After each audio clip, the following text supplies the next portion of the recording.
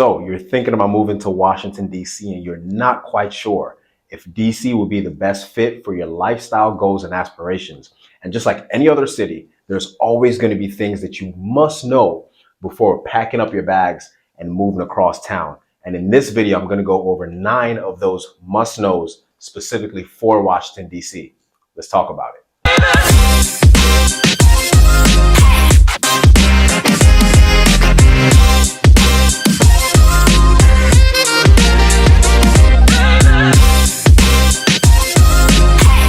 So first thing we're going to be talking about are neighborhoods, and you want to ensure that you pick your neighborhoods wisely, meaning the neighborhoods you're going to be renting or buying in.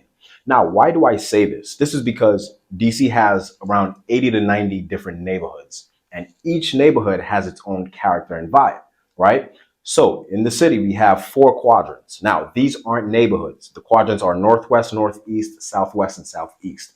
And within all 4 quadrants, you might have 20 to 30 neighborhoods in each quadrant, and they all have their own different character and vibe. Now, this isn't to pit good neighborhoods versus bad neighborhoods, or even say that they're good or bad neighborhoods. That decision ultimately comes down to you, because at the end of the day, you're going to have to pick the neighborhood that matches with your lifestyle. For example, if you wanted to be in a neighborhood that was very close to amenities, close to grocery stores, that's easily accessible, close to a metro station, close to bus stops, the best thing to do would be to study each neighborhood to see what it offers. And the best way to do that would be on this channel, because I've created tons of neighborhood videos where I'm actually in the neighborhoods, showcasing what the neighborhoods look like, the amenities, the different parks, and even the housing inventory, showing what the housing inventory looks like. So study your neighborhoods and pick them wisely for your lifestyle.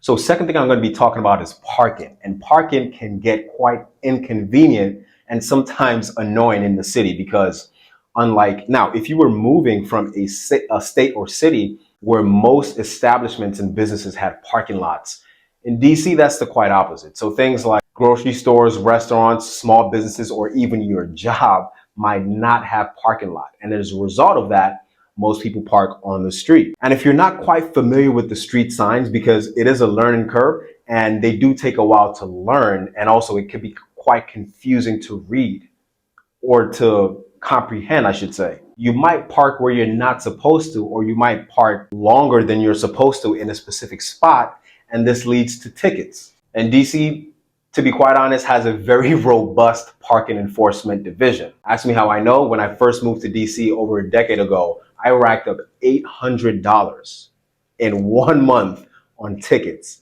I learned the hard way. Now, this isn't to say that there aren't parking lots in DC. I mean, some grocery stores, for example, do have parking lots, like the Whole Foods on P Street and Logan Circle, and even the Walmarts on Georgia Avenue and Riggs Park. They do have underground parking lots. And also when you're at the Southwest waterfront, there's a bunch of parking lots out there as well, but they fill up quickly during the weekends and busy times of the year. So just in general, street parking is the vibe here. Number 3 is higher than average housing cost. And this goes specifically for if you were buying a home and also renting as well. So the average home price in DC is right around $625,000, which is almost $200,000 above the national average, which is around $425,000.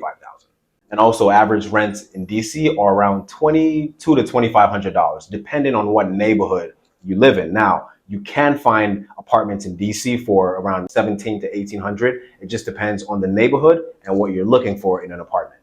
And on the other hand, you can find homes, especially condos in DC, for $300,000, $400,000. Again, it just depends on the size, neighborhood, and what you're looking for. And this parlays into the 4th thing we're going to be talking about, which is housing style. But before we talk about that, if this is your first time to the channel and you want to learn every single thing there is about living in Washington, D.C., you've come to the right place.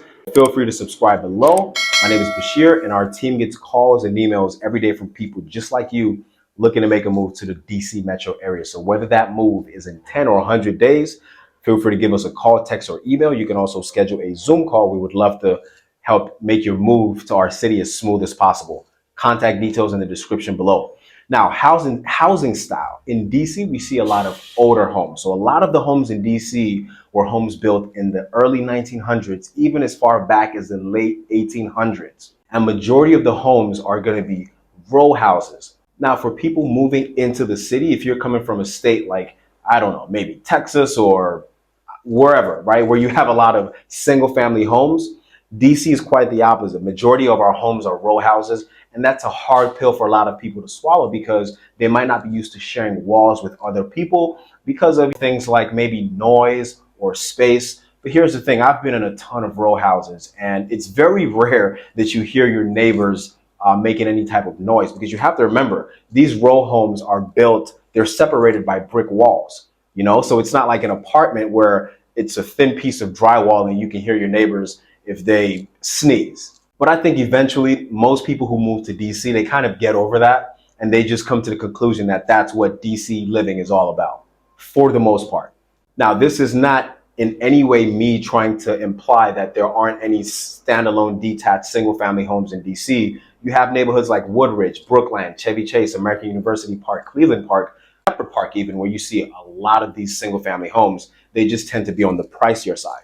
And I'll tell you this, don't sleep on DC row houses too, because a lot of them can actually be quite spacious. I've seen homes as big as 4,000 square feet, but the average row house in DC is probably going to be around 1,800 to 22 to 2,500 square feet. Number 5, DC is a political city. Now, as you can see, I put that in air quotes because this is a notion that a lot of people have, people who are moving to DC or people just in general across the United States or even the world at large. They think DC is all about politics and people just talk about politics all day long.